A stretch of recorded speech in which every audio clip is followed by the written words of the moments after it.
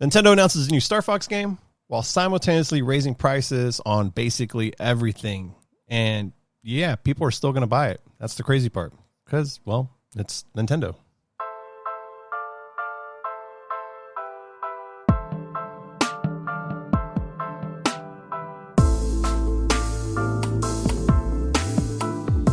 Welcome everyone to another episode of Sigma Duocast. I'm your host, Rick. Joining me today is the ever most famous in the Sigma world of guests that I've had routinely and with a spin-off project in the multiverse that one day will be resurrected. One and only here, Greg, joining me from Duxo and regular guest Sigma. Welcome, Greg. Good save there. I was about to say I'm not famous, but good save because in one universe, yes, I am indeed famous. Hey man, to me you're famous, bro. It's like Coco, you know what I mean? Like I'll have a photo there for you, no problem, and I'll keep the remembrance going. There you go. Legendary. There you go.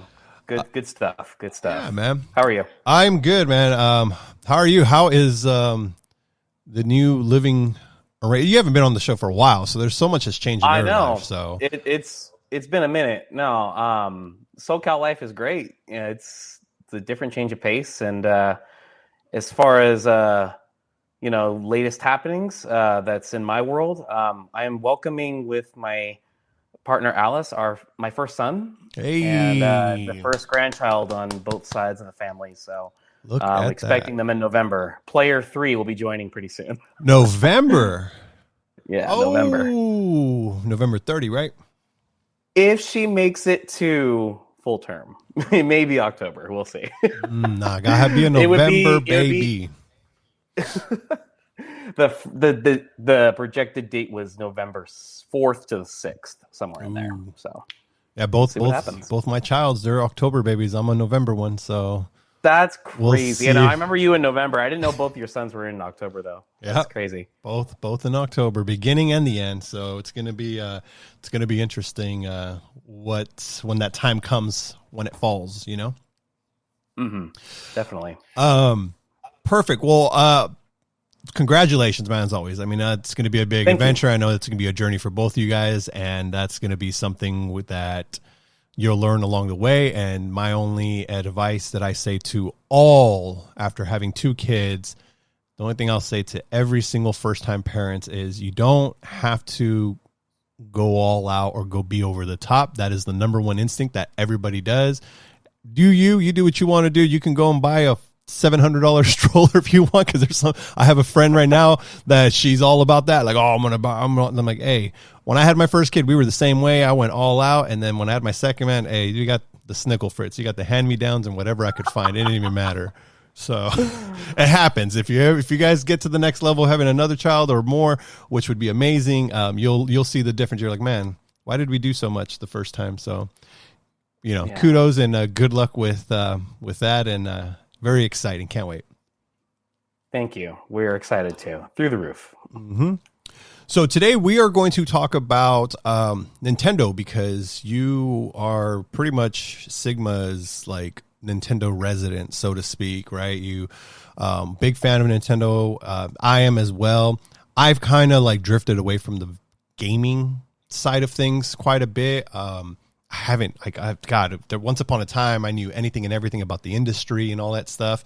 Now it's like, it's just so much different. And not only that, it's different because I've been away. It's different because the climate change of the video game industry, the fans, the engagement, it's so different. And then you want to sprinkle and factor in the real world effects of politics and things, because now things are becoming expensive to create, to produce, which in turn affects gaming. So we're going to talk about the newly announced Star Fox game, and we're going to talk about Nintendo, like really just talk about the console, the pricing on this, the video games, and kind of just what does that really mean for the future of Nintendo, but also kind of sprinkled in with the other two big hitters, Sony and Microsoft. And we won't really talk about them, but kind of like what we do discuss is going to kind of prelude to that too.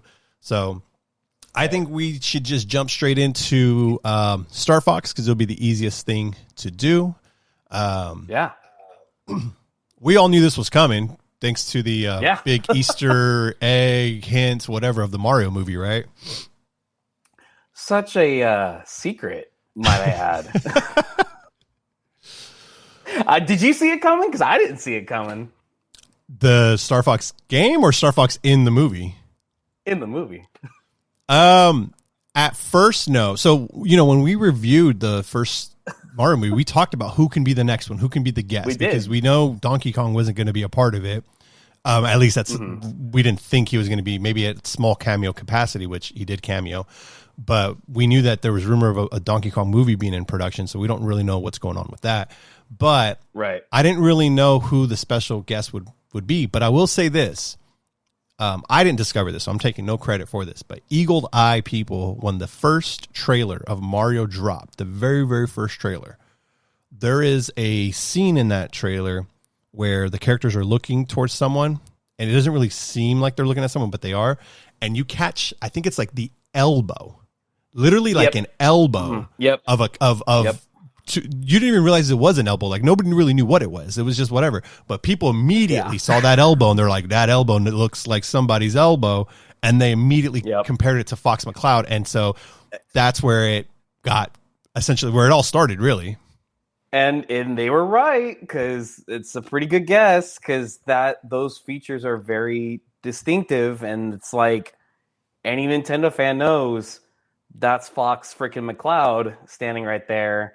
But you just couldn't comprehend, like, there's no reason for him to be in Mario Galaxy. Why?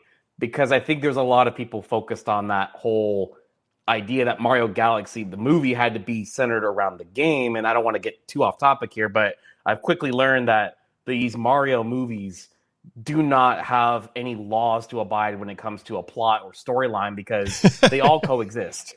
Mario Sunshine does not have to take place before Mario Galaxy. I'm fully convinced that the third movie could be called the Super Mario Sunshine movie, for all I care, because it just doesn't matter, right? And so in the grander scheme of things, so does the Nintendo world, right? I mean, we saw not even just Star Fox. Sorry, I'm going to get spoiler heavy here. You should have seen it by now. Little Mac's in there. Samus in her ship is there. The gunship, yeah. Captain Falcon's blue Falcon is there. Like, it's there. Like, and Game & Watch, for crying out loud, was at the end of the movie. In a weird kind of way, but he was in there, right? And so it's like, there's no holds barred for these things, right? But at the time, to kind of circle back what I was saying, you just couldn't believe that Star Fox was a thing in this movie. And so everybody kind of tried to say, oh, it's Luigi's bike, and it's something, this and that, and all these things. But yep, here it is. And then there was a poster literally a week before, and you're like, what? Yeah, they didn't even want to just still surprise people. Yeah, they didn't even want to let them surprise. Like, let's just go ahead and spoil it now, 3 days before the movie comes out, just so you guys know. And it was just like, I guess.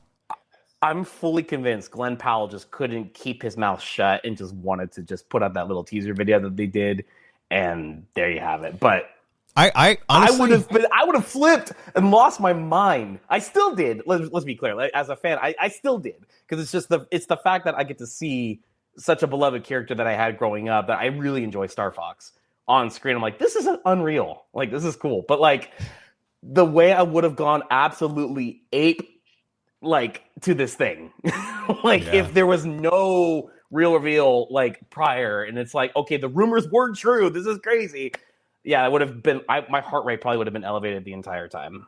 So, I think with that, it was just like a last minute like studio thing that they just wanted to attach another big name, to the film.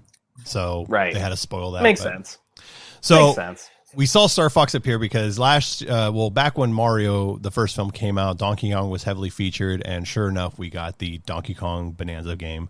And so this is why everyone and you know what, and we're not going to spend too much time on this, but not only did we know that Fox was going to be in the Mario film, but there was like a very, very heavy breach leak of Nintendo where Ocarina of Time was announced, or was speculated to be announced and broken into 2 parts, all this crazy stuff, a Switch bundle that's going to have the Zelda themed and all this. And part of that leak was a Star Fox game. So there was a couple things that happened that got announced in there, and sure enough, so far, one of those things has come true. And the other one seems highly probable because Nintendo is highly upset with that leak, and they're doing damage control. And I know which one you're more excited about between that and Star Fox. Oh, 100%. Yeah, no, there's no secret on that one. I mean, I'm excited for both if the latter becomes true, but let's talk about Star Fox. Let's talk about the game. And so leading with that, so the reason why I brought that up is because with that leak, there was no prepared Nintendo Direct or anything. So the way Star Fox was announced was even more suspect to that whole leak thing, because what happened was on the Nintendo app, they announced like an hour, 2 hours before a Direct, they said, hey, at 3:00, there's a Nintendo Direct, Star Fox, be there. Yeah. And so you're like, oh, okay, cool.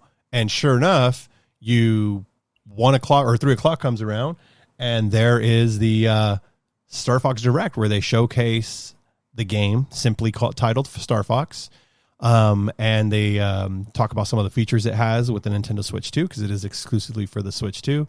And then they give you a little 3 minutes prologue cinematic trailer of of James McCloud, and we finally get to see that happen, which is Fox McCloud's father. So I thought that was cool. So in a nutshell, Star Fox is essentially Star Fox 64 remake again. So, okay, you can dive into that, because everyone keeps complaining and like, oh, it's a remake. I mean, for me, there's only one Star Fox 64 outside of the 3DS one, which is just an enhanced. Yeah. It's not necessarily a remake or anything. It's just an enhanced, kind of like Ocarina of Time. Yeah. I don't really compare the first Star Fox game on SNES or Zero Mission or any of that stuff that came out on the Wii or Wii U as part of that, because that's the number one thing that people keep saying, oh, this is like the 5th remake of the same game and stuff. So share what you mean. You probably know more than me than that, or what are your thoughts on that? I mean, we're not as far off as you would say, but by the way, before I get into that, I got to say, yeah, that Star Fox Direct announcement just being dropped like that. When you text me, that's how I found out. And I was in the middle, mind you, of my baby's gender reveal. So I couldn't say or do shit. It was crazy. I had like 5 people text me, Star Fox, it's real. And I'm like, I'm literally holding a cup right now of cake, blue cake. And I'm looking at my phone. I'm like, I cannot react to this right now. Too big news. There's 2 big things going on right now. Hold on. Priorities. Hey, good, man. Yeah. That's good on you. Priorities. No. It's a boy, by the way. It's a boy. Yep. Yeah, actually, no, I said son in the beginning. You're right. You're right. Anyway. You're good. Star Fox 64. They explicitly said in the Direct it is a remake of that game. Mm-hmm. Now, I think where a lot of the discourse comes from this is that Star Fox on the Super Nintendo very much functioned and played, just like all of them do, my Star Fox Adventures, the same way. And the storyline, the principle is very simple. You can almost relate to like Mario. It's like Fox saving Corneria from Andross's fleet. Andross is wanting to take over the Lilat system, right? All of which is the same objective either way. It's like Mario in New Super Mario Brothers is no different than Mario in Super Mario Brothers 3. It's the same. I mean, it's every game. Zelda. I mean, it is. Ganon wants to take over everything. It's any story you can think of. It's the same thing. That's so.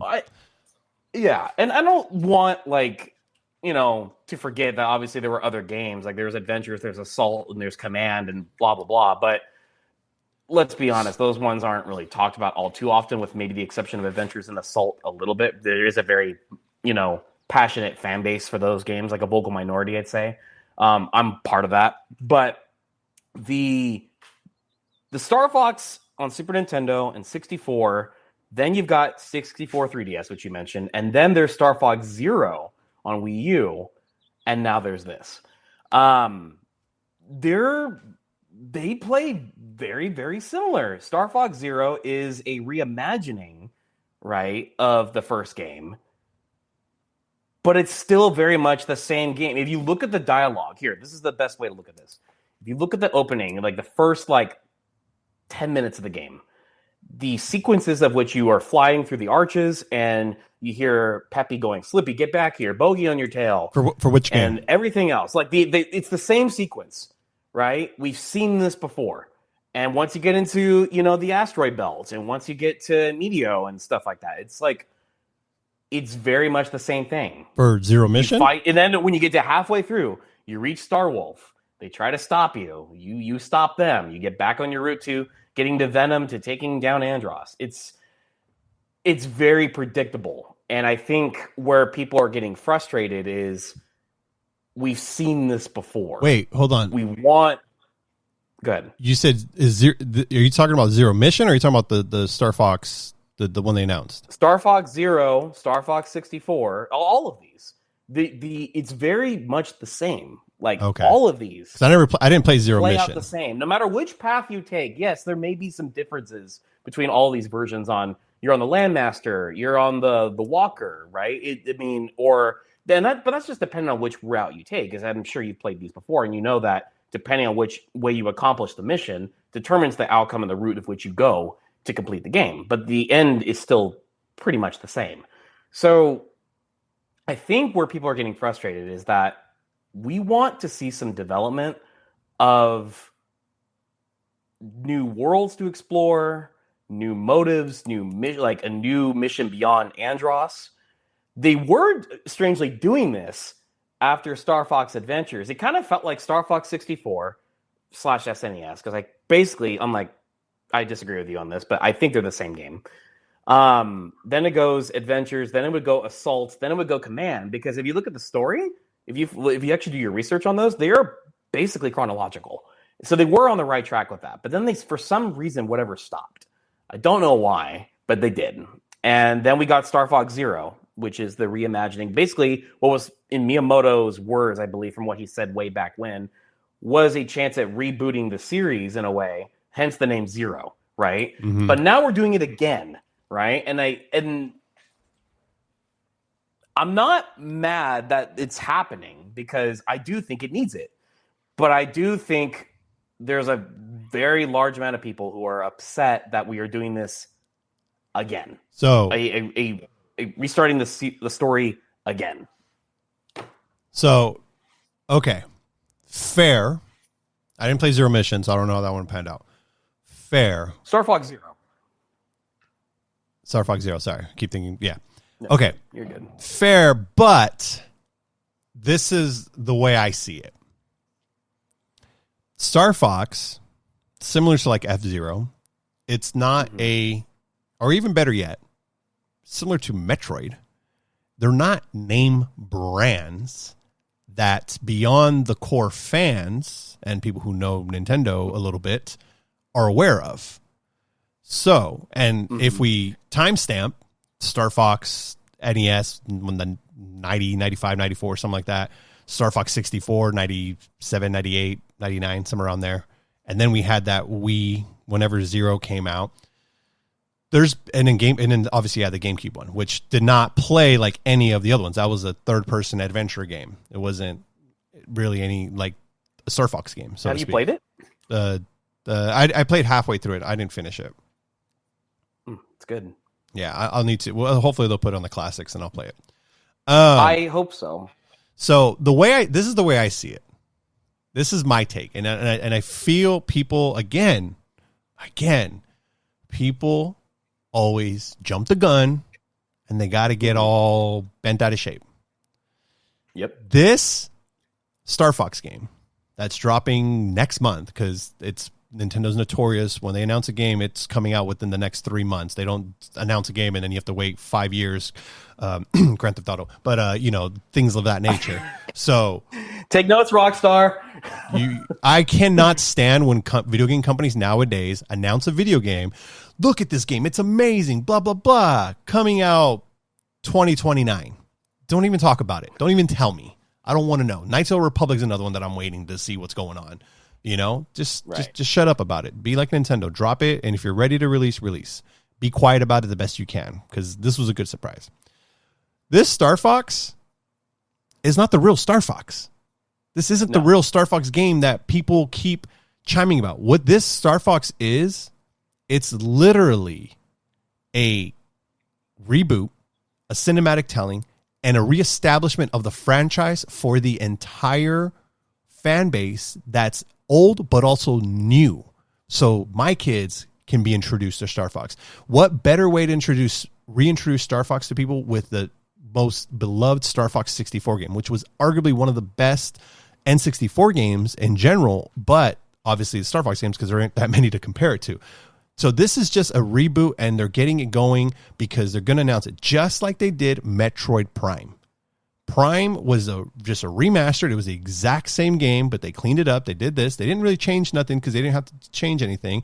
This one seems to be adding a little more stuff to it. We'll see how it looks. I mean, the fact that we have the James McCloud backstory, we'll see how that translates throughout the rest of the game. I'm hoping that we get some new dialogue and stuff. Obviously, we're getting different perspectives in the cutscenes and things like that. But this is just the Star Fox that they're and that's why it's simply called Star Fox. They're just giving it to us so that way it's reintroduced to this generation of gamers, and hopefully it takes off well. The other highly evident piece of this, as far as why this isn't the true Star Fox game, it's not even full Nintendo price.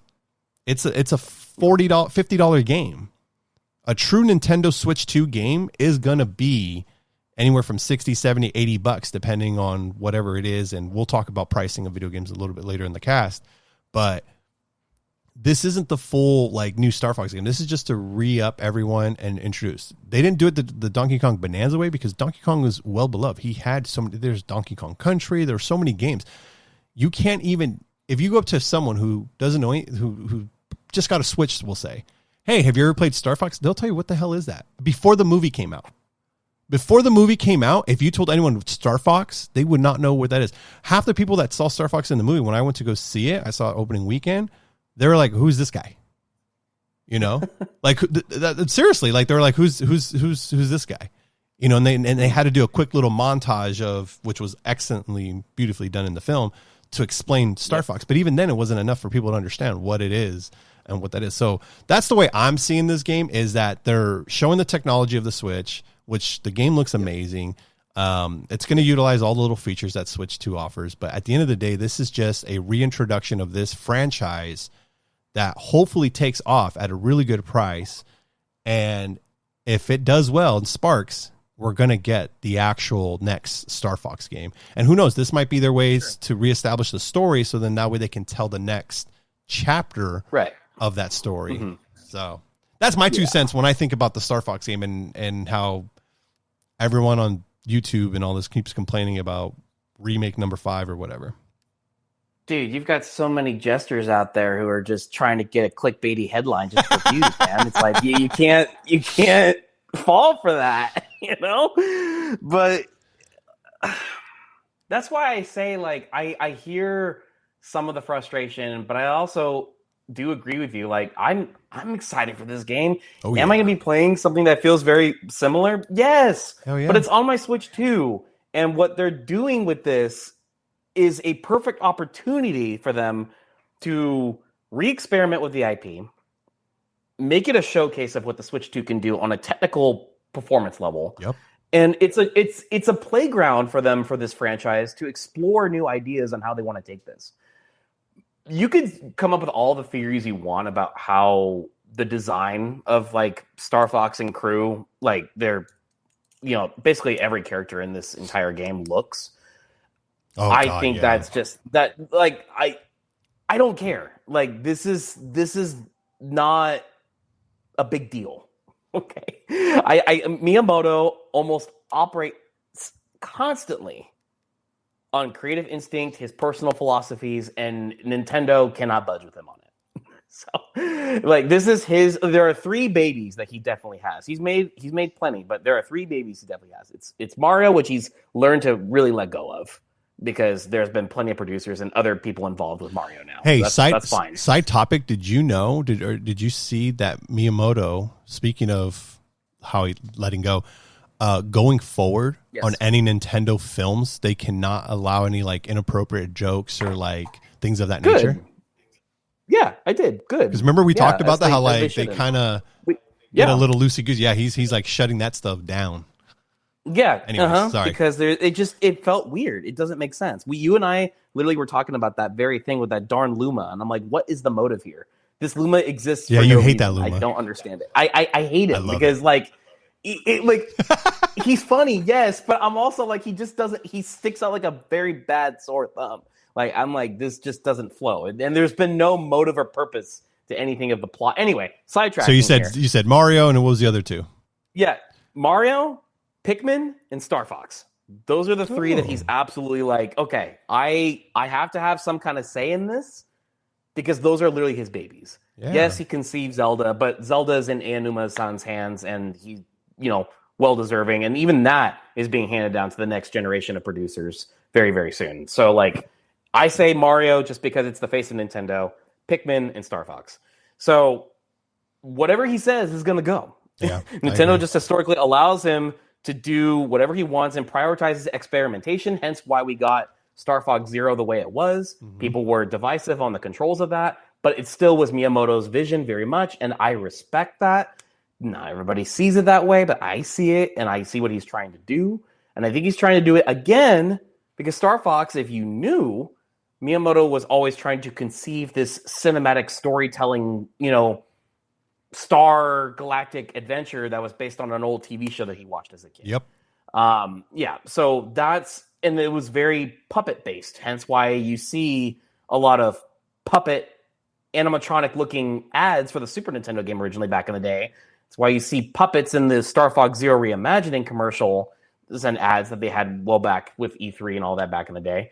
And it's kind of why you see this realistic looking fox and anamorphic. Toad but yeah, exactly. Yeah, like this.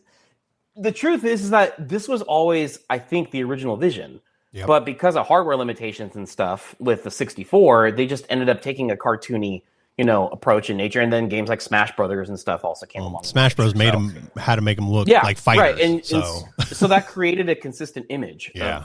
Like Star Fox 64 really solidified a lot of people's idea of what Star Fox is, because that's the game that really took off and became a impactful game of that platform. And so that's what people remember it by, more than the Super Nintendo version, right? But the Super Nintendo just had it was always the original vision. It had the unique design. Just didn't let it happen. Exactly. It had the unique design of trying to do 3D on a 32-bit console, and that's why you had wireframing, and that's why Star Fox 2 never saw the light of day up until when they did the SNES Mini Classic, because they never got completed. And again, it didn't do as well as they wanted it to. And so when they tried their take on 64, the technology was a lot better. Hey, we can do it. It worked well. You had games like Star Wars Rogue Squadron that was on the 64 that had its own thing, and it was well done. So it worked well. And then they did GameCube, and then they tried the third person action adventure type, and again, I didn't fully finish that game, so I don't really know how that panned out. But GameCube in itself just kind of just struggled, and that's why they did the Wii and all that stuff. But I don't know. I think, to your point with the design, I think the design fits it well. I think I'm grown on it. It looks good to me. The reason why there's an issue is because the movie came out before it, and we have a design to compare it to. If we didn't have the movie to compare it to, which I do like the movie design better, but that's because that's the movie. I mean, Mario looks different in the movie compared to Mario in the video games. Not by much, but and if you look at Fox then in the movie and Fox in the game, they're not that far out. It's just, yes, they do look more, animals. They're animals. That's what they are. It's like, it's just it's more detailed. This is what would happen if Animal Crossing was realistic. Right. Yeah. You're right. And if there was any opportunity for you to fully, bring that vision that you once had years ago to life, it's now on hardware that's compelling to prove the point that it can do it. Yep. And I think this also becomes another visual demonstration of performance for other developers to go, don't get lazy. You can do it. Right. Don't write us off yet. We're capable. Don't write us off because our price is up by $50. It's okay. We're still justified. We're still here, and we're giving you what you want, so don't write us off yet. And people will say, oh my God, the Switch can barely handle this game, so why can the Switch too? You just wrote it off because you have your expectations with the Switch. I get it, but I don't. I'm like, dude, this is a whole different piece of hardware. So I think this Star Fox is a perfect stomping grounds and playground for Nintendo to mess around with on this. And I think, like you said, depending on how well this does or not, even, I still think there is well more Star Fox ahead of us outside of this that's not in this art direction. Or maybe it is, depending on how well this is received. Who the heck knows? I don't know. But all I can tell you is I'm very excited for this game. And I'm also very happy with the price point of it because I think that makes it a little bit of an easier, cost of entry for people to get into. Yeah. It's not a hard sell like $70 or $80, which I'm like, thank you, Nintendo, for not doing that. Well, for this one at least, there's other ones that are, and we'll talk about that a little bit later. But yeah, no, this one's entry is what is it? It's 50 digital, and then technically and 60. Yeah, 60 physical, digital, but 60 physical. Depending at the time of this recording, depending on where you shop, retailers have the game listed for $59 or $49 for physical if you pre-order the game right now. So they're actually honoring the digital price right now. So Rick and I both scooped it on Amazon for $49. So we'll talk. Yeah, we'll talk. We're gonna jump into the game prices in a little while because that's not the only new game that's coming out, and that's not the only new pricing variable that they're doing. But before we jump into video games, let's talk about console pricing. Starting in September, the Switch 2 is jumping up to $500, $50 more than what it is. What are your what's your thoughts and take on that? Hot take: no one knows, and no one's going to notice. And I say that because of my own retail experience that I've had since the Switch 2 launched. No one has bought the original system unless in recent months you've had to, because for the longest time now, while supplies lasted, and now at the time of this they are now gone, there is a beautiful bundle that included Mario Kart World, and that bundle was $4.99, and that's what most people bought. At the time of this recording too, the Switch 2 has already outsold the life cycle of Wii U and has surpassed the speed of rate of sales of units compared to that of PS5 at the time of this period during its launch window in the first year. So it's still doing very, very well. I think the price increase was expected. However, I do not think people are actually going to feel the hurt or the damperance on this as much as maybe people online say it will, because to the mass consumers, the console is $500. Every customer that has asked me and inquired about a Switch 2 is already under the impression it's $500. Now, when I have to tell them that it doesn't include the game anymore, that comes as a shock. But then I tell them, well, the console without the game is $449, and they go, oh, okay, that's not bad. And I think that's the honest to God reception that it's carried and will continue to carry. There's one more thing that I'll say on this, but I know you've probably got something you want to say in response, so I'll let you. No, you're good. Say yeah. No, go ahead. Oh, okay. No. So $499, right, has been the expectation of this console bundled with a game, but Nintendo also just announced in response, like shortly, like days after the announcement of the price hike. At least it takes effect in the West in September. It's already taken effect in Japan, but here in the West, they are introducing a new bundle that comes with a downloadable code of a game software of your choice, which is Mario Kart World, Donkey Kong Bonanza, or Pokemon Pocopia, which is $4.99. There is no estimated, deadline of when this bundle will end, but my thought is this will continue to be a staple, again, while supplies last, or even, I'm predicting, might even go for as long as they possibly can, because it's another way for them to combat the removal of the bundle, but acknowledging the price hike. Because what you have to do in order to get more software sales is to get more hardware installed. So you have to eat the cost of that software, which they technically already did a little bit with Mario Kart World. You have to eat the cost of that in order to get as many hardware sales into people's homes as possible. I think what they're doing is actually really, really smart, because $4.99, the price hike was inevitable, and they've already stated on reports that even at that price, it's not cutting the cost for them. You know, they're not breaking even on that. They're still taking a loss on it.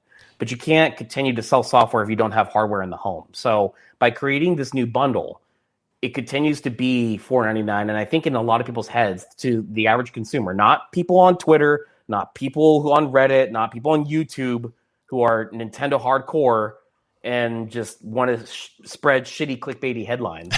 I'm talking about your neighbors down the street who are a family with a Switch in their home, who just came back from seeing the Mario Galaxy movie, who have younger ones who really enjoyed the movie and want to take the next leap in Nintendo in their home. They are likely already aware that the console was $4.99 and probably didn't chew on it because at the time it was still pretty pricey for them, right? But their expectation with Mario Kart World and that system is still there, right? That is now coming back with the option for it being not Mario Kart World, but also Bonanza or Pokopia, right? By doing this, plus the pricing strategy that we'll talk a little bit later about games, I don't think they're going to see a temperance at all in their expected, fiscal earnings and, for projected earnings by the end of the year, how many units they expect to sell. I think the way they deployed this is very, very okay, here it is, but it quietly happened. I don't think it's as loud as people think it is. So, first thing is, I think the first part that people need to realize that this isn't a Nintendo thing. It's not a greed thing. It's not a money thing. It's not a right.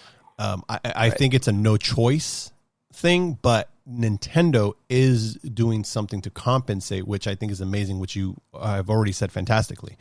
The reason why this thing is going up is because of the tariffs, not terrorists, the tariffs, the chip costs, the AR hardware demand, the inflation. I mean, Xbox, PlayStation, they all rose their prices just recently too. I mean, if you want a PS5 Pro, it's like $800 or $900. You know what I'm saying? I can tell you the prices right now. $649 for a digital slim, and then $699 for physical with disc drive, and then $899 for a PS5 Pro. And then for the Series X, it's the same. Yeah. So this is the first time in video game history, with the first Nintendo and followed by Sega and all that, which was the late 80s to now. This is the first time where a console generation comes out, because every time a new generation comes out, it's Microsoft, Nintendo, Sony, or usually they release at around the same time. This is the first time where the prices went up, not down 2, 3, 4, 5 years after it came out. So that goes to tell you that this isn't a Nintendo thing. This is what Microsoft, what Sony's going through. And I'll even say it's not just them. I went to try and go buy a freaking USB memory card or solid state hard drive. That stuff is expensive. Like a 500 gig solid state drive used to be like maybe $80, $70. It's like $180 now. That's a 500 gig. So again, this is just a world thing. This is a world thing. So what they're doing is they're eliminating the two bundles. You had different ones, the price core unit, which was $449. Then you had the one that came with the game for $499. Now they're just making one single price. But what Nintendo's doing is they're giving you the option to get a game, most likely a digital game of your choice. Mm-hmm. Choose your bundle. Yep. They don't have to do that. They could have easily just said, hey, it's $499 now. That's that. There you go.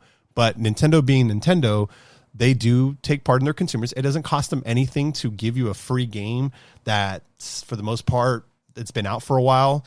Because you said it was Donkey Kong, Mario Kart, and then Pokemon's the latest one. The Pokopia one is the latest one. But the other two have been out for a while. They've already sold. It is what it is. So I'm fine with it. I'm okay with it. This is expected. $4.99 is not a big deal. For those that think that Switch 2 is not worth $4.99, clearly you haven't messed with one or done one, or you just don't play games on Nintendo. If you don't play Nintendo, then absolutely, it's not worth it for you. But again, everything's going up, and this pricing is it's a way for them to kind of figure out how we can combat the cost of everything else that's going up. That's all it really boils down to. It's anchoring psychology with a bundled value perception. They will likely keep these bundles around as long as possible, especially through the holiday. And this would be reducing their software profit margins only to maximize the install base as early as possible through all of this. Amidst all of the economic chaos that you've just described. It's to get the hardware into homes and to establish ecosystem dominance before competitors can react to it the best way they can. Which, quite frankly, I don't think Sony or Microsoft could even come close, because they're in a whole different playing field. We've talked about this so many times that Nintendo just does what they're going to do, and Sony and Microsoft are still stuck on competing with each other to some degree, right? But Nintendo doesn't have to worry so much about these other hardware competitors getting in the way, especially at the price points of entry that they are at now. I don't think so. But they do have to worry about keeping their performance steady and giving people reason to upgrade to this next hardware from Switch. Otherwise, your software output is going to, you're not going to match the output or the install base that you have with Switch. You have 100+ million units of Switch 1 at home. And now you've got, development power and money spent into Switch 2 software, but not enough hardware to give it to, right? So this is their way of making sure to get the install as maximized early on as possible. And again, consumers have already mentally accepted that the console's $499. So like you said, too, they can eat the cost of software on games that have already been released for almost a year now. They've already done their big launch, their big push on those, and they'll still continue to sell. I mean, it's Mario Kart. It's not Mario Kart 8 Deluxe, but it's Mario Kart. And it's been proven that Mario Kart sells and moves, and it will continue to for as long as the Switch 2 and the game is around. I just think that their strategy with this is just really, really smart. That they knew that this was inevitably coming because of the economic crisis of shortage of components and having to compete with other companies bidding on this technology and with tariffs and things of that sort. It's made games not so much of a, it's not a commodity. It's a luxury now. It's like 100%. Not everyone has to have the latest iPhone 17 Pro Max or the newest, biggest thing, right? You could still do away with an iPhone 17e or even any other Android, and you still have a phone, right? But getting a video game console brand new for all three feels like a luxury now. And so I think this is just their strongest, approach to making sure that people feel that they're supported. Not to mention, the company is the only company, Nintendo, to publicly give a statement saying we apologize sincerely for the impact that this causes on our consumers and to anyone who's interested. We will promise, excellent, software output for this console to make up for this, because we know that this is a difficult barrier for people to cross. But I think that the way that they're deploying all of this is just so invisible that I don't even think, all the people reading the fiscal report, on the website, talking about it online, you and me, YouTube, blah, blah, blah. Those are the only ones that are really, really talking about this. Yes, you could see the stock market. Yes, you could see the dip that happened. Investors are all caught up in AI bullshit right now. Nintendo's is firm on no generative AI and stuff like that being implemented into hardware, yada, yada. It's funny because investors say, hey, raise the price. If you're not going to do AI, raise the price. Oh, they raise the price. And then they dip, then they pull out, they short them. It's crazy. But no one's talking about all of this besides us, the people online who are hardcore about this company, the industry, and they got to make news. I'm talking about mass consumers. Yeah, like I said, the family down the block, 5 houses down from you, that just came back from seeing the Mario Galaxy movie because they've got 2 boys and a girl at home that love Mario, Princess Peach, and others, and they're like, "What's Star Fox?" And now they want to go after 7 years of having a Switch or a couple Switches in their home. They're ready to make that next leap. Yeah. But already in their minds from last year, they were already instilled with the thought that the console's $499. Well, so them deploying this bundle again, I think they're going to do it for as long as they can. Well, the thing is, being no deadline on when it ends. The thing is, to your point, it's not.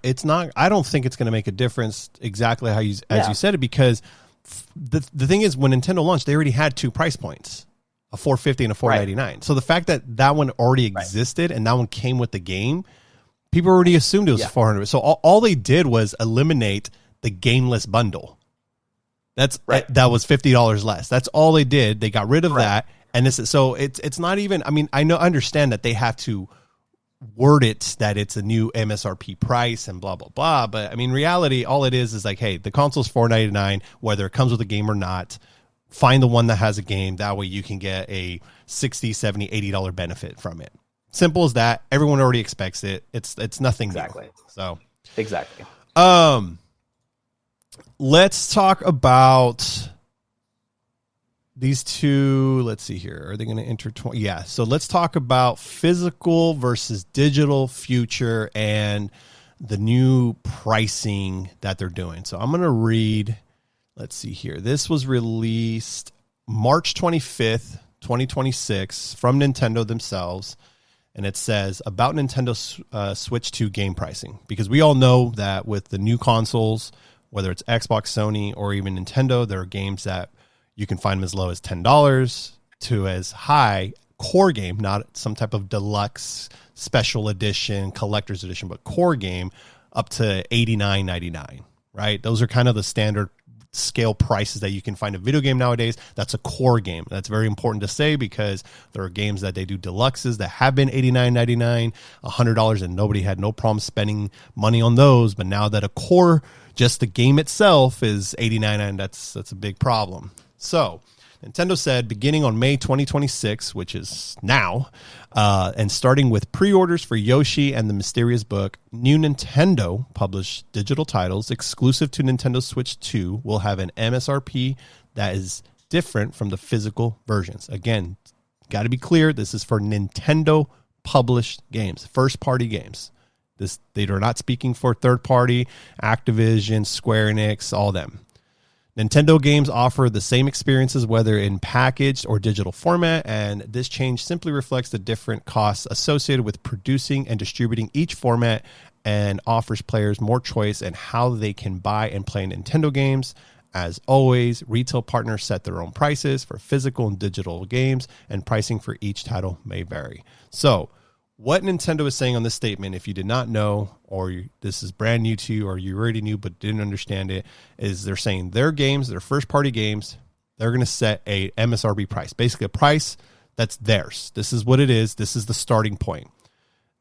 The digital versus the physical copy will be different. It could be $5, $10, $20, $30, different. They don't specify on the statement, but there is a difference, hinting that the digital will be cheaper. Why would digital be cheaper? Well, it costs money to put a game on a cartridge. Nintendo Switch cartridges are very expensive.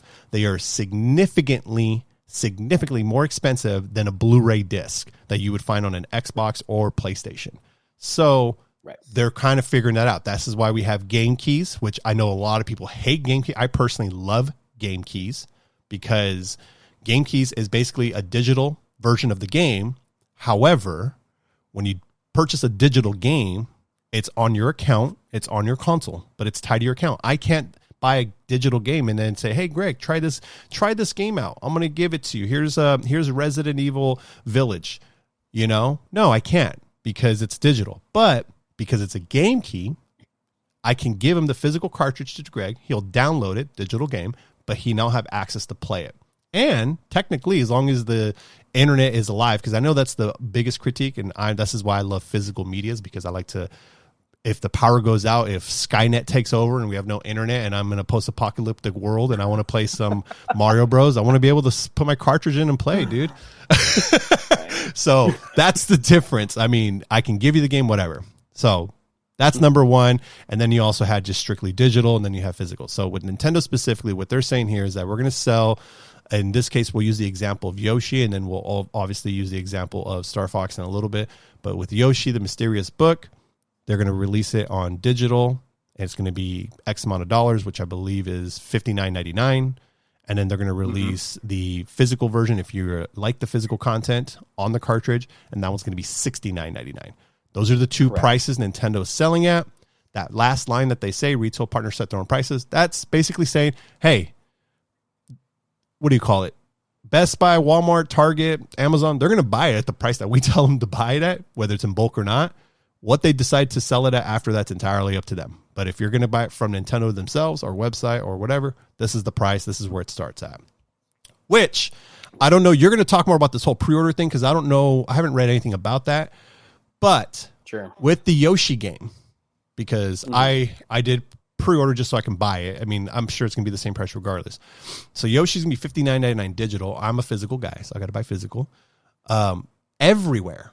I checked just 2 hours before we started recording. Best Buy, Target, I think Walmart also, or maybe not Walmart, but Best Buy and Target for sure, $69.99. Amazon, $59.99.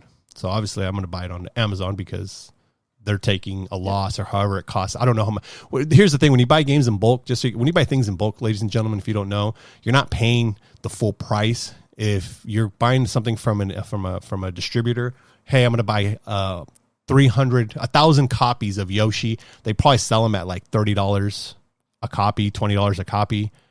So that's how they get a bulk discounted price. So it's up to them how they want to take a hit and profit on that aspect. But that's why Amazon's selling it cheaper. They're taking a slight hit from the others. But anyways, that's what's going on with the game pricing. Star Fox is doing the same thing. We already mentioned it. $49.99 digital, $59.99 physical. And then some retailers are pricing it, matching the digital price as of right now. So if you want a physical copy, you can go that. But if they want to sell it at $59, they absolutely can, because that is the standard MSRP price. Go ahead, Greg. Right.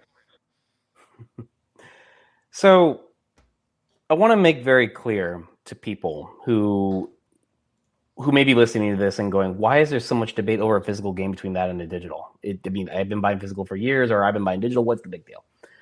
When it comes to Nintendo, there is a very big desire for people to have physical games on Nintendo platforms because, kind of like Rick mentioned, when the power goes out, I just want to pop in my game and I just want to play, right? But you're no stranger to this because the Game Boy Color, DS, like we've been doing this for a long, long time, okay? Physical games do cost a lot of money. And in this economy, producing that, it's not getting any easier, right? Physical media for Nintendo, though, especially, sells. In Rick's and my experience with GameStop, they hold their value. People trade in those games. They'll trade in Mario, and a Mario game would be like $30 store credit. Whereas if you traded me in NBA 2K, whatever the hell, it's gonna be like pennies or $5 maybe. It's a very night and day difference. They hold their value because they sell well, and people like to own those games. Truly, for the reasons that Rick also explained, you don't need an internet connection. You just pop it in, and you start playing, right? But again, the economy is making it harder to produce these and harder to get these. Yes. And especially now as you've just increased the price on the system, I'm sure that while it's not talked about enough, the software is just also getting more expensive to produce too. Hence why the game key cards exist, right? Yep. I'm indifferent about it. I like game key cards too. I have them. I also see the point of view that people have on game key cards because they aren't truly physically on the cartridge unless you have it pre-installed on your system. And the off chance that you delete the game, yada, yada, you don't technically have it. Internet goes out, blah. We're going too off topic. Sorry. Anyways, Nintendo eventually has to come up with some type of strategy to keep the install base directly going to them so they can retain and maximize full profits, right? So this strategy of going 49 and 59 or 59 and 69, et cetera, a $10 discount, we'll say, a disparity between the two. So far, yeah, that's what we're seeing. Yeah, so far that seems to be the trend, and that's according to the statement officially from Nintendo that you read off earlier. That is what they are doing. They're experimenting with incentivized early physical adoption in some cases.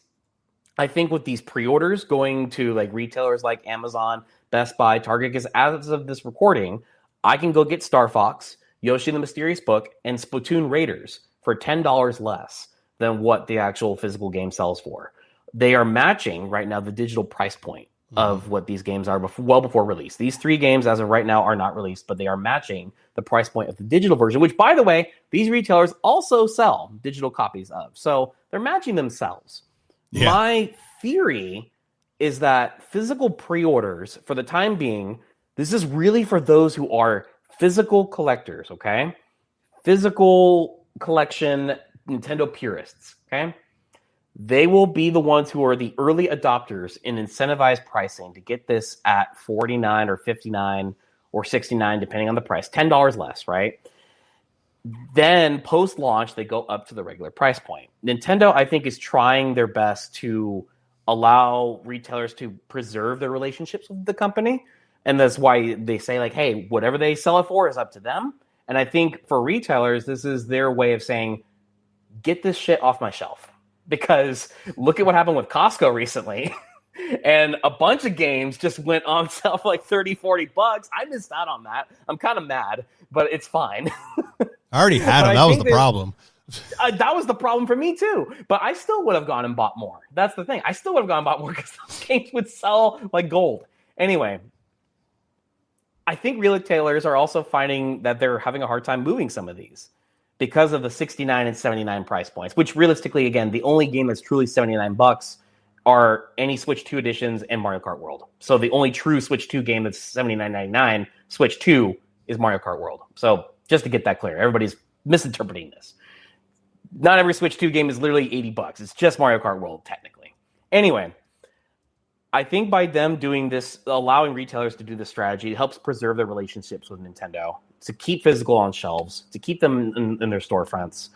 And it preserves the physical media relevance, especially when you make that known that that's the strategy moving forward. Hey, you want to get it for this price? You want to own this game truly for the price that we actually are selling it for, which is $50? Yeah, lock in your pre-order. Get this game. Show us that you want it. Show us that you really want this game, and this is the price that you're going to get it for. That's your incentive to do so.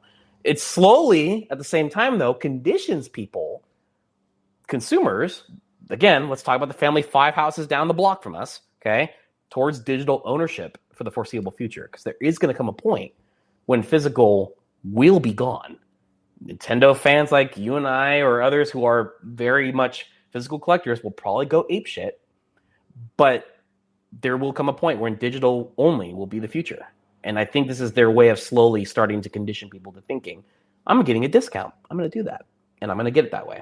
And then when the uptick in their fiscal reports show digital increase, it's only an excuse for them to just slowly move away from physical. Yeah, I really don't like that idea. Me neither. But digital. That's just the way it is. I think so. Yeah, I think at some point digital will overtake. It's finally getting to that era. I mean, there's retail stores now that it's hard to find physical. They don't even make them physical. They just do straight digital on some games. And then they don't even carry them in stores. So it is getting a little harder.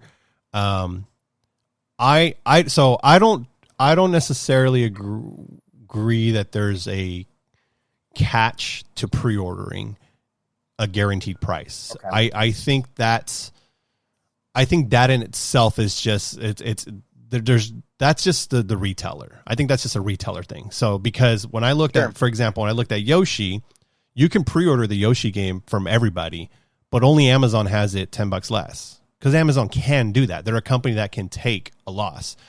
After it releases, I wholeheartedly believe that it's still going to be $59.99.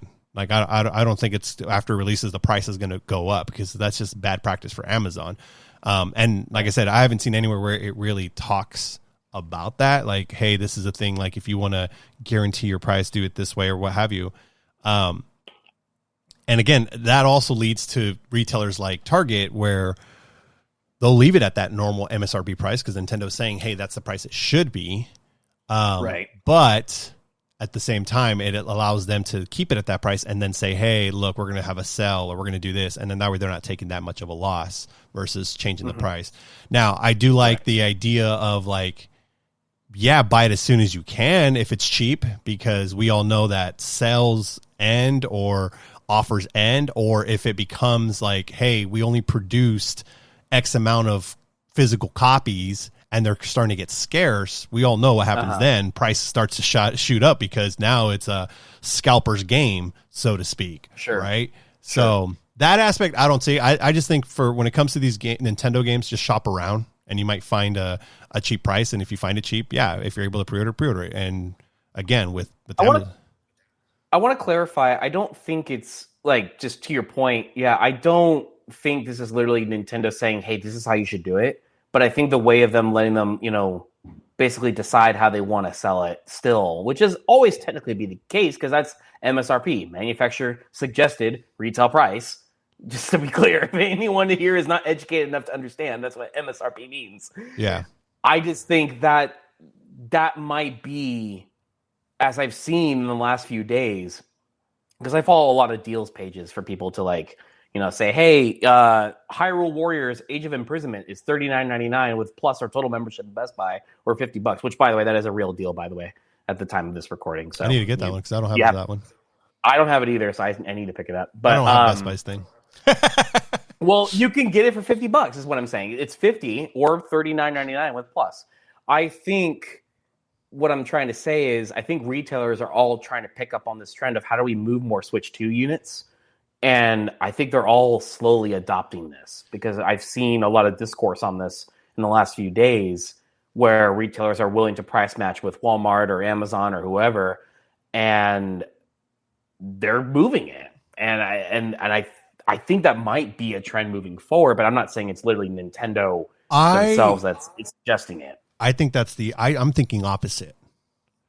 I'm thinking retailers are trying to liquidate. They're trying to get rid of this stuff. They don't want it anymore. They don't want to sell it anymore in their stores.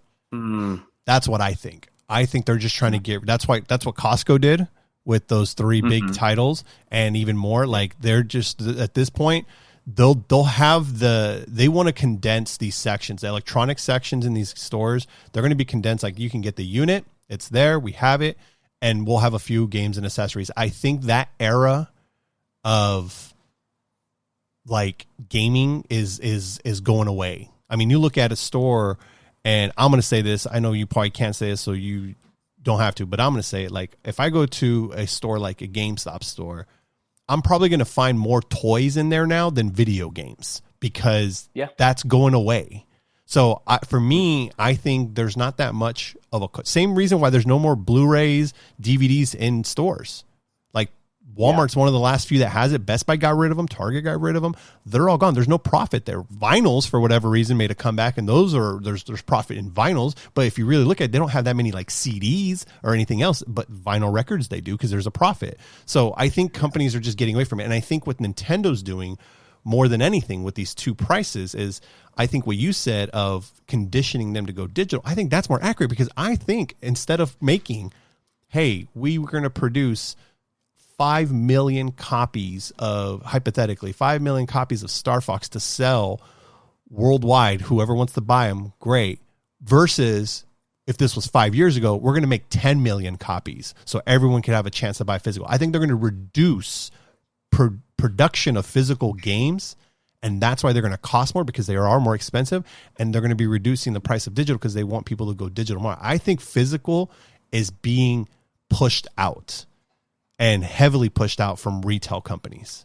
And that's why they're not going to... You don't think Nintendo is making any effort to preserve their retail relationships whatsoever? I don't think that's even like a concern or a topic. It has nothing to do with that. Nintendo doesn't need that, but they're not... I don't think that's going to be like there's a strategy like, hey, how can we keep them more in store? How can we do this? Because at the end of the day, again, it's as of right now, there's literal proof. Target and Best Buy are selling Yoshi at $69. Amazon's the only one selling it less, matching the digital price if you want to look at it that way. And they're also selling the digital for the same price. Like they only do that because Amazon can. Amazon can sell anything dirt cheap for all they care.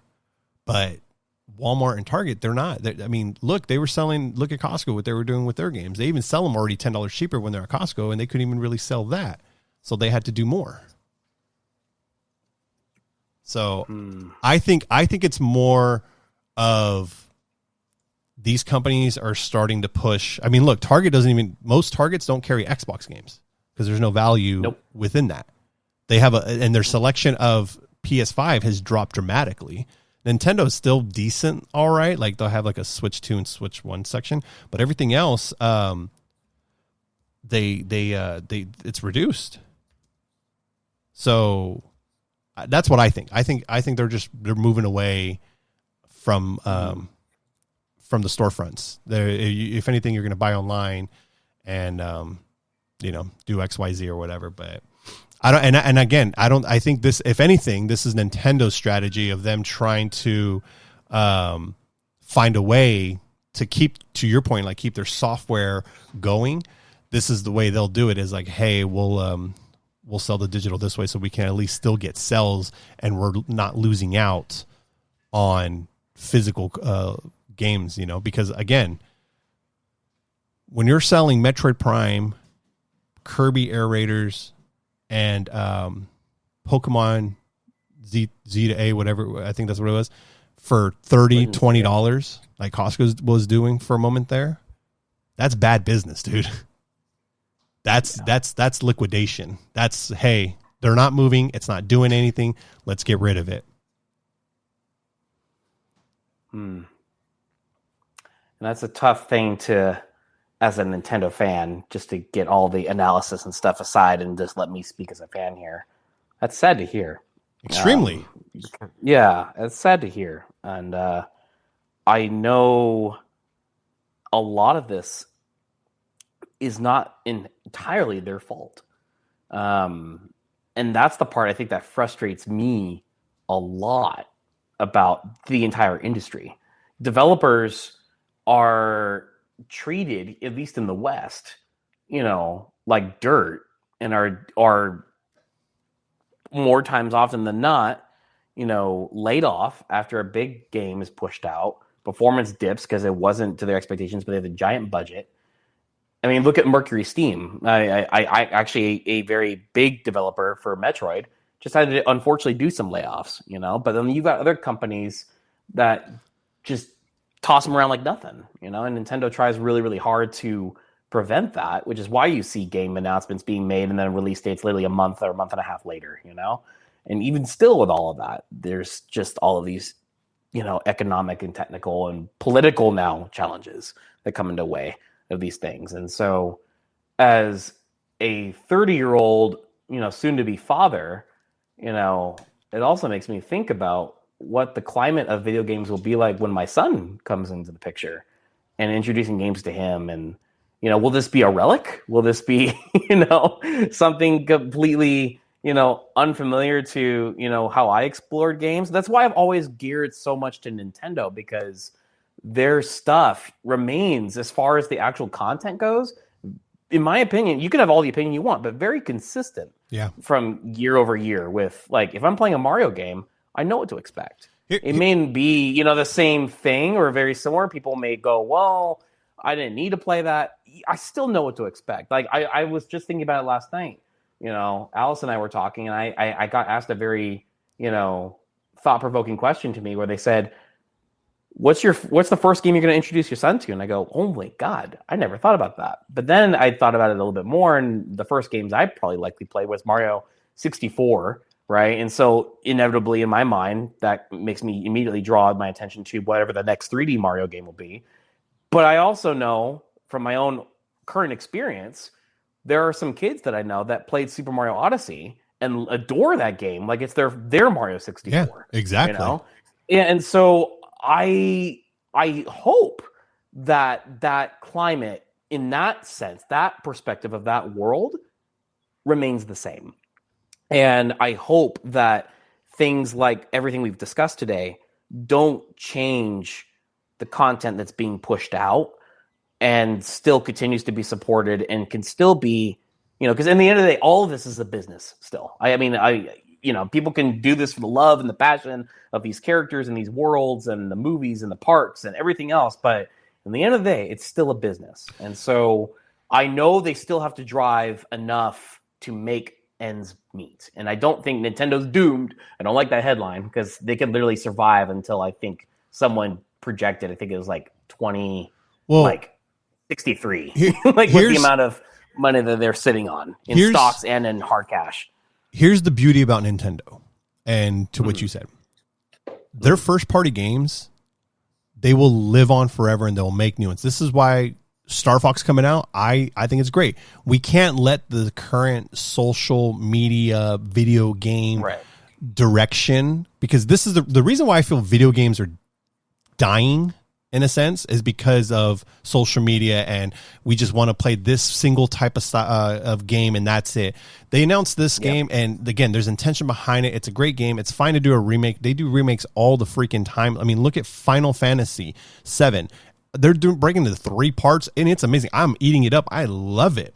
And that's essentially, you're either going to get a 1-for-1 remake or you're going to get a revision or whatever you want to call it. But one way or another, you get them, and it's beloved. I love Resident Evil 2 remake. It's completely different from the first, from the original, but I love it. It's great. So people need to just get off that and stop being negative with this stuff. That's why Star Fox, I will buy physical. I might even double dip and buy digital because I just like to not have to carry cartridges with me. But I also want to make sure I have a physical copy of that game, because to your point, we jump 20, 30 years from now, Nintendo games, first party Nintendo games are the only games that I can confidently say right now don't require any other bullcrap after you buy the game. You buy the game, it's ready. You might get an update just to fix a couple things they found, but you don't need a day one patch because half the game is on the internet and half the game is on the disc. Like, I know for a fact 10, 15, 20 years from now, I'm not going to be able to play Destiny. I'm not going to be able to play Division. I'm not going to be able to play some of the Call of Duty games because you got to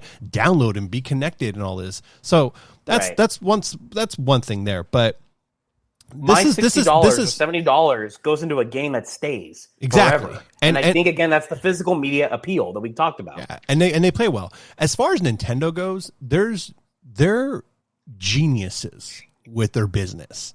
They're doing look at what they're doing. We already talked about it with the price. They're upping the price, which not really, but they're even giving you free games, whatever. But look at what else they're doing. They created a film studio, right? They have a film division now. 2 movies that, one's about to potentially cross $1 billion, which would put their first 2 movies they released $1 billion box office hits. They have so many more properties. They're working on Legend of Zelda. They're working rumored of a Star Fox movie now because of all the hype. Working on a Donkey Kong. There's so much going on there in media. Then you look at what they're doing physically. They are in theme parks. They're in Universal theme parks. They have Super Nintendo World. They have Donkey. They're going to expand to all those things. So Nintendo is a company. They're smart and they know how to preserve and maintain for many generations to come. I'm going to be very blunt, and this hurts me a little bit growing up because I was, not growing up, but part of my gaming career life, we'll say, was Xbox. I think Xbox will be the first one to die between the 3 of them. Yeah. Sony has legs because they also have TV, movies, music. They have a couple good properties, even though there's a lot of Sony games that I don't care for. They have a lot of good stuff there that they can preserve, and it's shifted back because we all know that Sony took, at one point, was the highest focused console ever. Everyone had it, everyone loved it, and then they crapped the bed with PS3, and 360 came around and took over everything. He's a PS3 hater. I will forever be a PS3 hater because they lied at E3. You've been saying that for years. If you got to see E3 and then what the console became, it was the biggest lie. It was terrible. But anyways, 360 took over, and that became the norm because they had the better online. They had all the good stuff. And then, I always said Microsoft went first at that E3 with Xbox One and PS4. And they were, at once upon a time, both companies were going to do the DRM, where you had to license key games, kind of like how game keys are right now, and all this crap. Anyways, so, and then that's when it shifted back to PlayStation, and this is where we're at now. But Nintendo's been in a world of its own, and they'll continue to be in the world of its own. My concern with Nintendo, which isn't really even a concern because it happened during the GameCube era and the Wii era for that matter, is third party might not survive with Nintendo, but first party, they will. And Nintendo knows how to preserve their characters and indies. This is why the Star Fox game being a remake of 64 is amazing news, because they're trying to revitalize this franchise to the new generation. And I promise you, might not be this year, but next year, we'll have a new Star Fox game that's going to be the proper Switch 2 Star Fox game, just like how they did Metroid. You got Prime just to kind of give us a taste. Hey, this is it. And then look, they gave us Metroid Prime 4, which I'll be honest, I couldn't get into Metroid Prime 4. No, really? I put like 4 hours into it, and I don't know. I had other things going on too, so it's one of those things that I might end up going back to it, but I haven't. You didn't finish it, man. It's. I won't spend too much time on this, but it may not have been what the first three were. It may not even be the best Metroid, but it was still a good time. It's still worthy of the name Prime 4. Yeah. I mean, I hope Retro gets another chance to do another entry on it. And I hope so. I mean, like I said, I supported the game. I bought it full price. I got it. I mean, I got all the good stuff to it. It's just, you know what it is just my catalog of games right now is way too extensive. Like a couple weeks ago, I bought Pokemon Z Day, and I played that I bought Pokemon Fire Red, and I started playing that, and then I stopped. I have so many games on my Switch. I see your playtime. Yeah, it's pretty limited right now. Yeah, well, it sucks because when I don't carry my profile over when I get a new Switch. I start a new Switch from scratch, and then I just transfer my saves because some games I fear that the games that don't cloud save when you transfer will disappear because that happened before. So now every time I get a new Switch, I start it fresh, and then I just add my account, and then I manually transfer all my saves, at least the ones which is every Pokemon game because they're the only ones that don't do cloud saving. And Splatoon and Animal Crossing. So, and Animal Crossing because you got to do. So I fear that happened before where we were transferring a console, and then you know how it's like, oh, we're going to erase the one that you're transferring from, but we didn't get to transfer certain stuff properly, I guess, like Animal Crossing and Pokemon, and then it deleted it, and then it was gone. So that's why I don't do that anymore. So every time I do that, it shows like, oh, this is the first time you've played this game. When in reality, it's like, no, you probably got like 7,000 hours on this game. Yeah, right? No kidding. But fun fact, I don't know if you knew this, but if you download the Nintendo Store app on your iPhone or Android, it will actually tell you when you link your account, your total playtime across every game. Oh, yeah. 3DS and Wii U. Mm-hmm. Mm-hmm. I do have that, so I can do that. Yep, so that's actually the most accurate measurement of your playtime, period. All right. Let's do a quick lightning round, final questions before we have our closing thoughts and wrap this up. Let's go into, here we go, lightning round. So just as fast as you can, maybe no more than, we'll say no more than 60 seconds of an answer because I know sometimes the answer could be more than that. So here we go. First one. I'll ask the question, you'll answer, and then I'll answer after you so we have both perspectives. Okay. Will Star Fox succeed? Yes. Yeah, in Nintendo's eyes, it will succeed. And that excites me because that means another entry will come. I do think that will happen. Yeah, I think it's going to do fantastic. I think it's going to be very beloved, and I think it's going to introduce, there's going to be a lot of new gamers getting into it, and even the ones that are being sour about it or pretending to be sour just to get the clicks and everything. And we'll just buy the game anyways. They'll buy it, and they'll love it. So, all right. Yeah, exactly. Next question. Is the Switch 2 overpriced? No. I was fully expecting this thing to be $549 at launch.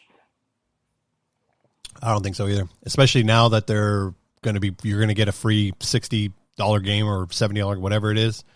I mean, obviously the right one to do is Mario Kart because that's the most expensive one, but between the three, those are good options. All right. Physical or digital? Always physical, but if I can, I'll do both. Yeah. I'm a physical guy. I will always buy physical no matter what. I always shop. If I find a game collection down there, yeah. Beautiful. Yep. Yep. And I'm one of those people that if I find a game that's like $20 or $30 clearance, whatever, I will buy it. I don't care what it is. If it's, I bought this random game the other day. Oh, Little Nightmares 3 for $10 for Switch 2. Mm-hmm. So I don't know. Perfect. Yeah, that's a good one. It's a good game. I haven't checked that out yet. I've heard a lot of good things about it. Probably won't play it. It's still sealed. I have a lot of sealed games. All right. I know. These are going to be tough. All right, here we go. The next three questions, and these are going to be, again, we'll try our best to lightning round these. Here we go. Ready? Best Nintendo franchise right now. Oh, me.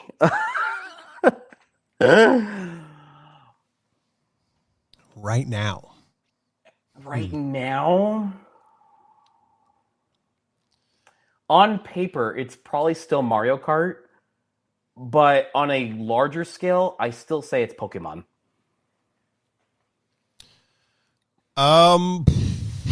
Best franchise. I mean, yeah, Mario will always be top tier, and Pokemon will always follow. But I'm gonna. I mean, it's okay if you're wrong, bro. It's okay if I'm right. No, it is those two. But I'm gonna say upcoming. Yoshi or Star Fox, they're about to make some headwaves. I'm ready for that. Yeah, Yoshi's riding the waves of the movie as well as Star Fox, so I'm excited for both games. All right, next one. Oh, here we go. Most overrated Nintendo franchise. You're gonna hate the one I say. Most overrated, right? Not overhated. Overrated. Just make sure I heard that right. And we can put it in to you personally. Okay. So that way it's not like just like we're trying to go with everyone. I'm gonna say overrated.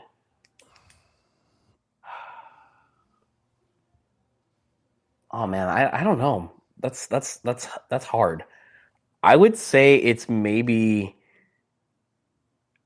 I want to say Splatoon or maybe even Fire Emblem.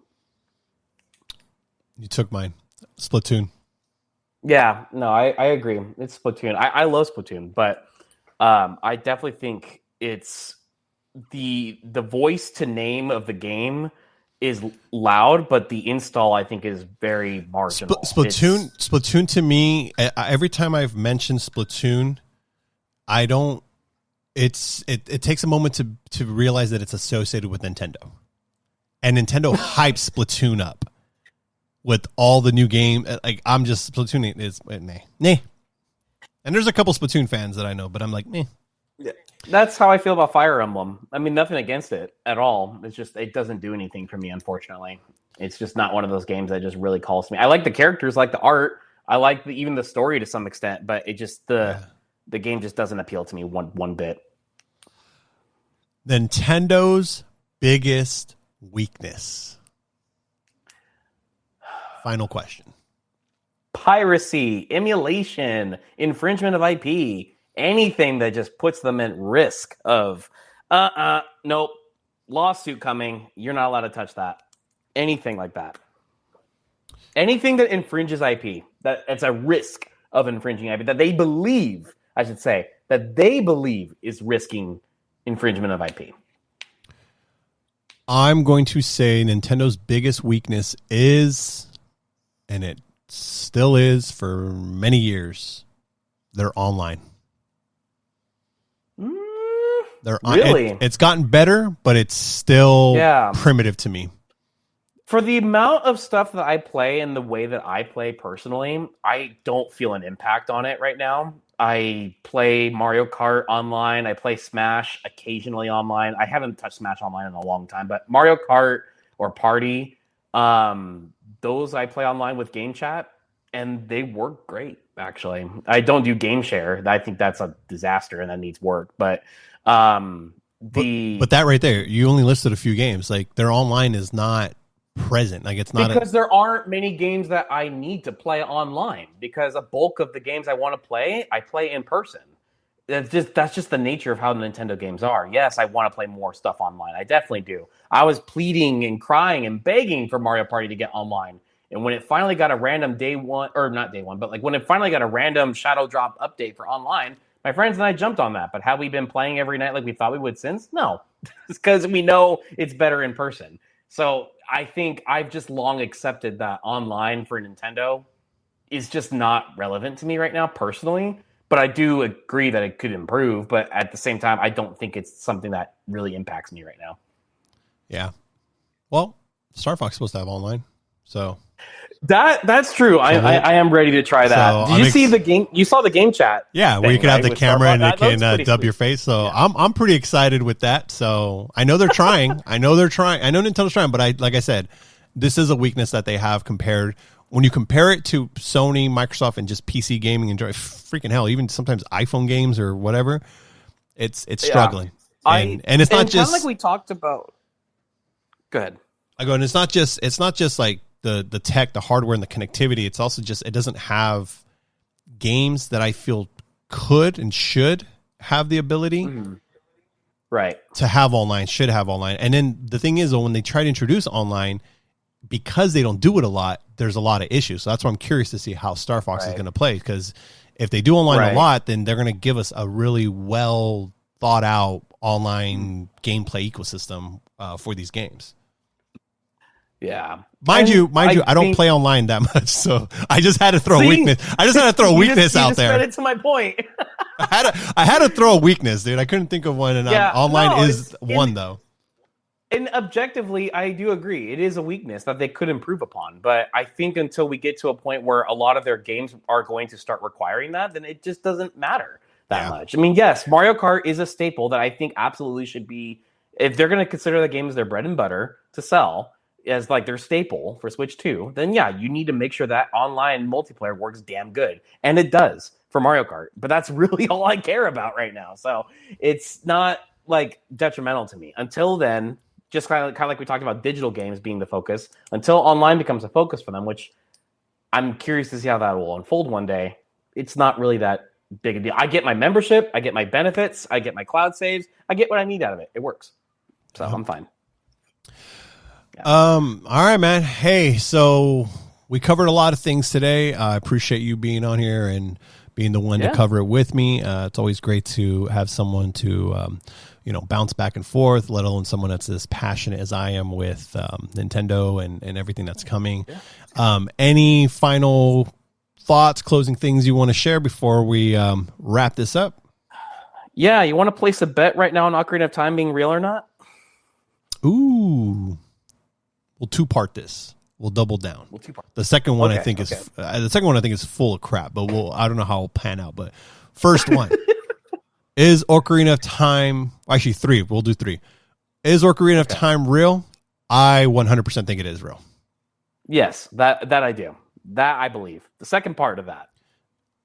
Are they doing an Ocarina of Time Switch bundle, console bundle, that's themed to, will we have a first? Will we have our first Nintendo Switch 2 themed console? And if they do, are we just going to get a fancy dock, or are they going to give us some awesome Joy-Cons and hopefully awesome console itself? Because notoriously it's always just the dock and maybe the Joy-Cons a little bit. My heart says yes, but with the current economic status that the world is in right now, I say no. I say we will, and I say it is going to be $550. Okay. No, I believe that. I do, but I also would not be surprised if it doesn't happen. And the third part. Wait, I'm gonna add one more. Are we gonna get? Or do you think? God. Do you think we'll get it this year?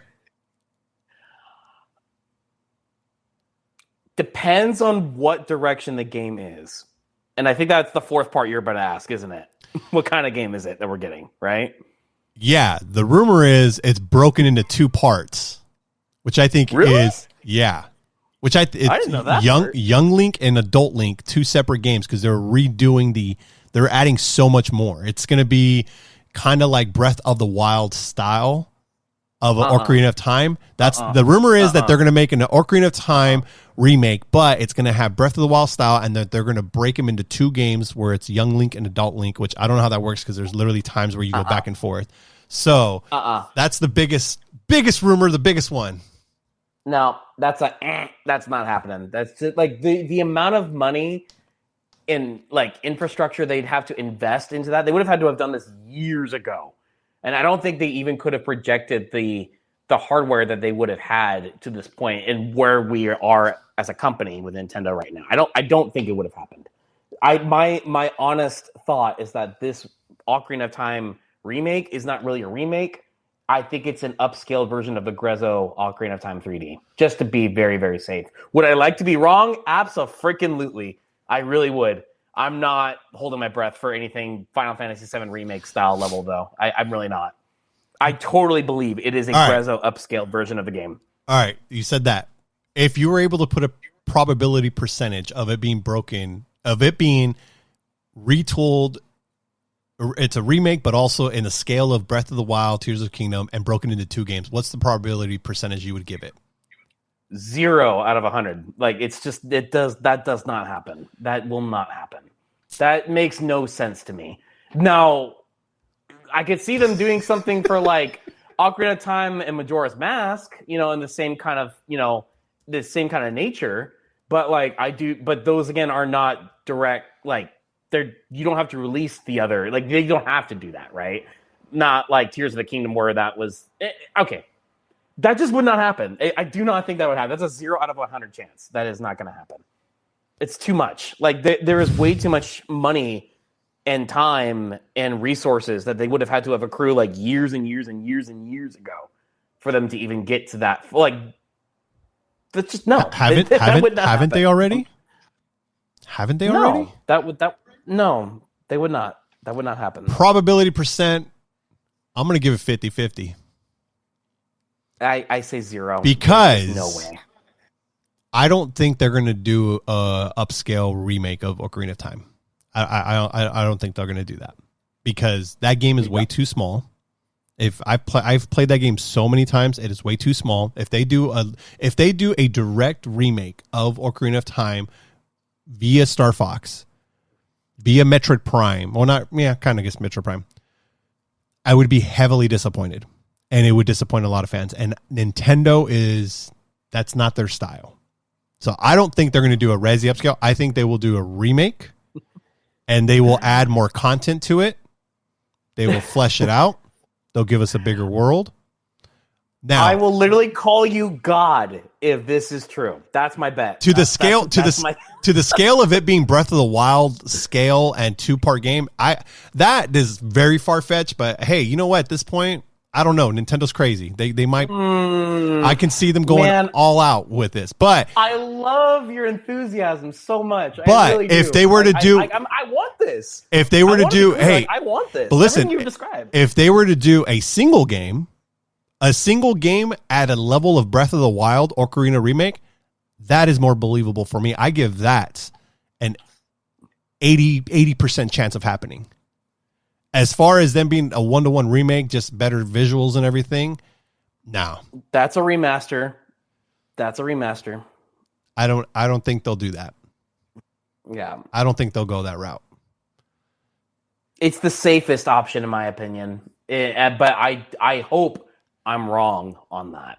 I really am. I really hope I'm wrong. But the thing is with that game, I know we're getting way over on this, but you have to do something to that game that the original couldn't have done all those years ago. And that game still holds up very, very well. But there's so much that was left on the cutting floor for that game because this game was supposed to be the first CD8 or HDD Nintendo 64 game. But they scrapped it. They scrapped it. And so they left a lot of what was supposed to be in the cut. That's kind of how Majora's Mask was birthed. Was they took a lot of the stuff some of the stuff that they didn't get to do in Ocarina, and they put here. So who's safe to say that they don't have more of that left around? I guess we just won't know until they announce, will they? So I hope I'm wrong. I'm just also trying to set my expectations right. My max expectation is we're getting Ocarina of Time. And it's not a 1-to-1 remake. It is it's a almost rebuilt game, but it is expanded because I'm telling you, like I played it again just the other day on my 3DS, and that world is so small. Like the overworld where Lon Lon Ranch, like it literally you can get from one end to the other end in like 30 seconds. Like it's so small. And so I think it would be done.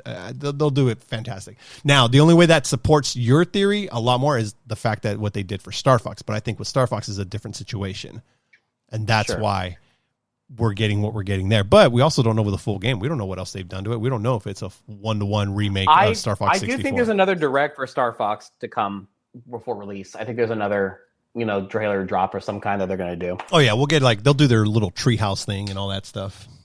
Yeah. All right, man. Thanks so much for joining me. Final closing thought I'm going to give is Nintendo somehow manages to frustrate people while also making people incredibly excited at the same time. And honestly, that's the kind of it's kind of their magic. It's what they do best. So, yeah. Thank you, Greg. Thanks for joining me. And for those guys listening, until next time.